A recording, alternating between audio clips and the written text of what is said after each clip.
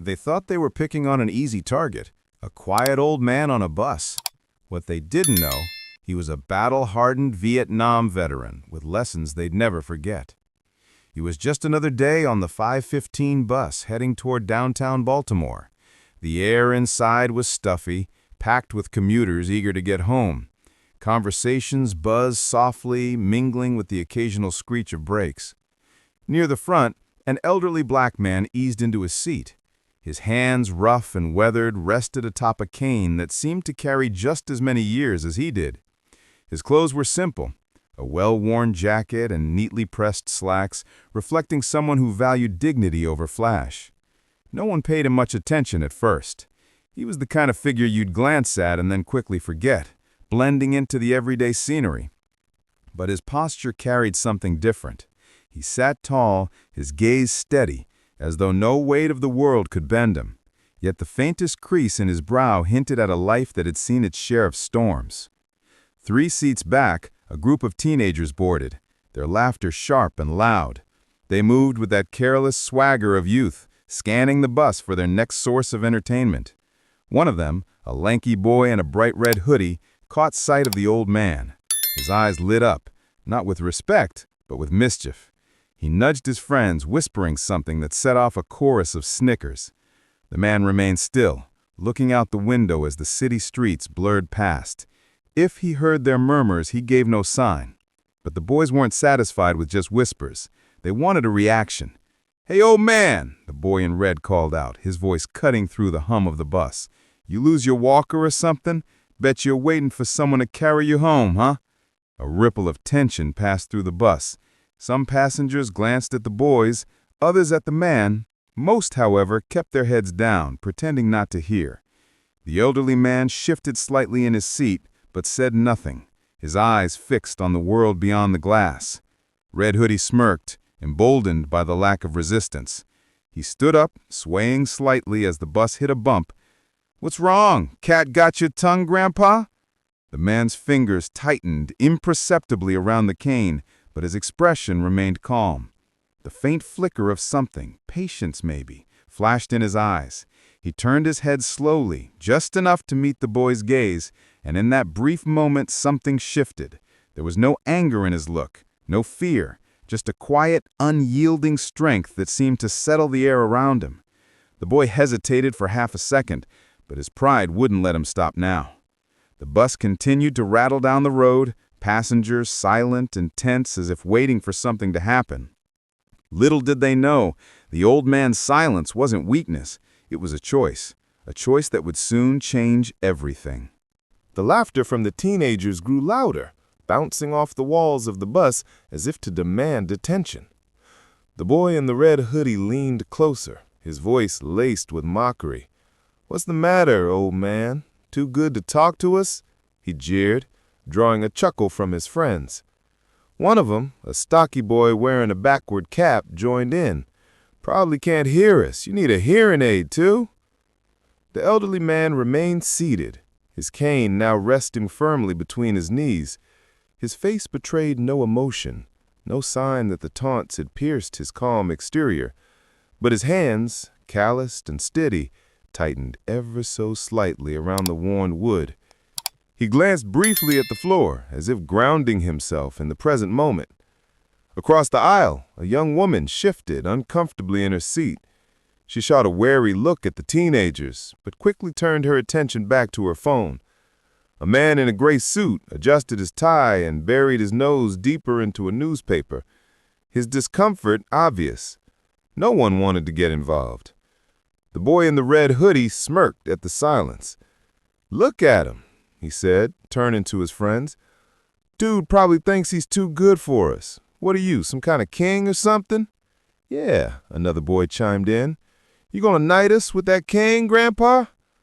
The taunts were sharp, their voices tinged with the recklessness of youth. They laughed louder, encouraged by the man's silence and the passengers' refusal to intervene. The old man shifted slightly, tilting his head as if observing a distant memory only he could see. "Say something," Red Hoodie demanded, his tone now edging into irritation. "Or are you scared?"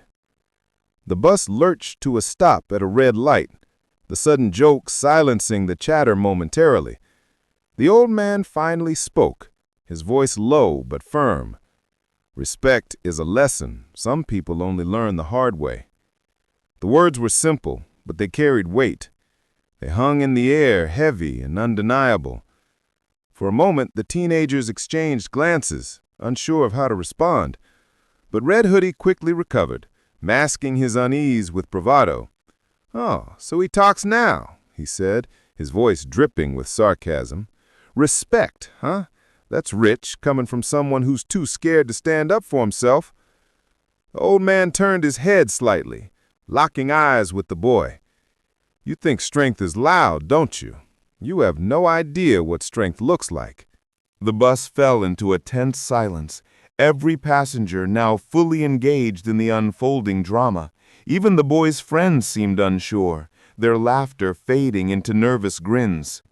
The light turned green, and the bus jerked forward, its passengers swaying with the motion. Red Hoodie took a step closer to the man, leaning over him with mock intimidation. "Why don't you show us then? Let's see how strong you are." The old man sighed, a long, measured exhale, as if bracing himself for what was to come. His eyes flickered toward the boy, calm, unreadable, and somehow unshakable. It wasn't just the boy who was about to get an education. Everyone on that bus was about to witness something they wouldn't forget. For a moment, the bus seemed to shrink, the tension so thick it pressed on everyone. The elderly man remained still, his cane steady between his hands. His gaze didn't waver, but in the silence that followed, his mind drifted, unbidden, to another time. 40 years ago, he had been far from Baltimore, standing knee-deep in the humid swamps of Vietnam. The air was filled with the deafening roar of helicopters and the sharp staccato bursts of gunfire. Every muscle in his body had been taut, every nerve on edge. Survival wasn't a choice, it was instinct. He had been barely more than a boy then, younger than the kids taunting him now, but war had aged him fast. He remembered the faces of his brothers in arms, men who had stood with him in those impossible moments. Some were gone now, their memories living on in fragments, like the sound of their laughter during quiet nights in camp, or the way they'd share stories of home. He had carried the weight of their loss long after the war ended, their sacrifices etched into his very being. The bus jolted over a pothole, snapping him back to the present. He straightened slightly, his grip on the cane tightening. He wasn't angry. Anger didn't come easily to him anymore. What he felt was something deeper, something more measured. A responsibility to teach these boys a lesson they clearly hadn't learned yet. Red Hoodie interrupted his thoughts with a sharp, mocking laugh. "What's the matter, Grandpa? Cat got your tongue again?" The man didn't respond. Instead, his eyes flicked over the boy, taking in everything: the posture, the bravado, the false confidence that came with not yet knowing the weight of real challenges. He'd seen it before, in young soldiers who thought they were invincible until the battlefield taught them otherwise. Across the aisle, an older woman whispered to the man next to her, her eyes darting nervously toward the scene unfolding. No one spoke up. No one intervened. The silence wasn't fear exactly. It was more like an unspoken agreement to stay uninvolved. The man finally spoke, his voice steady and deliberate. "You remind me of someone I used to know," he said, his tone carrying an edge that stopped the boy mid-laugh. "Oh yeah?" Red Hoodie said, trying to sound unfazed. "Who's that? Your old war buddy?" The man leaned back slightly, his gaze unwavering. "No, a young soldier who thought he was untouchable. He learned otherwise." The boy snorted, but his friends were noticeably quieter now, their smirks faltering. "Whatever, man. You're just an old has-been. Nobody cares about your stories." The man's lips curved into the faintest hint of a smile, not amused, but knowing. Careful, son. Sometimes stories are all that keep you from making the same mistakes. The words hung in the air, and for a moment, even the bus seemed to hum softer. But Red Hoodie wasn't ready to back down. He stepped closer, now just inches from the old man. You think you're so wise, huh? Why don't you prove it? The old man's eyes narrowed slightly, not in anger, but in preparation. He adjusted his cane, his movements deliberate and slow, like a man who knew exactly what he was doing.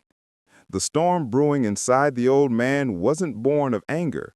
It was forged by experience, and it was about to show these boys the meaning of strength. The bus rumbled along, its passengers frozen and the tension filling the space. The elderly man rose slowly from his seat, the cane steadying his weight as he stood. He wasn't a large man. Age had whittled away the bulk of his frame, but the way he carried himself made him seem taller, stronger. The boys watched him, their smirks fading as curiosity began to take hold. "You want me to prove something?" the man asked, his voice calm, almost quiet, yet somehow commanding the attention of everyone on board. His eyes locked under Red Hoodie, unwavering. "Let's talk about proof." Red Hoodie chuckled nervously, taking a half-step back. "What, you're gonna hit me with that cane, old man?" The man's hand brushed the top of the cane, but he didn't lift it. "No," he said simply, "but I will teach you something your mouth clearly hasn't learned. Restraint."